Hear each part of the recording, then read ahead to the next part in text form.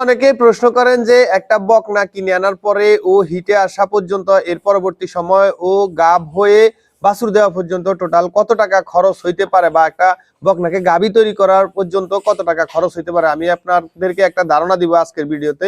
আশা করি শেয়ার করে দিবেন ভিডিওটা শেষ পর্যন্ত দেখে। মূলত হচ্ছে যে আপনি যদি একটা বকনা ৮০,০০০ টাকা দিয়ে কিনে নিয়ে আসেন ১২ মাস বয়সে, সেই ক্ষেত্রে হচ্ছে যে ওকে আপনি আরো ৬ মাস পালন করার পরে ওর পিছনে আপনার দেখা গেছে ও মানে ৬ মাস পালন করার পরে ও হিটে আসবে। হিটে আসলে যদি আপনি বীজ দেন তাহলে সে কনসেপ্ট করবে। এরপর ৬ মাসের ভিতরে যদি আপনার প্রত্যেক মাসে ৩,৫০০ টাকা করে যদি ওর পিছনে খরচ হয়ে থাকে, সেক্ষেত্রে ওর পিছনে আপনার টোটাল ৬ মাসে ২১,০০০ টাকা খরচ হবে।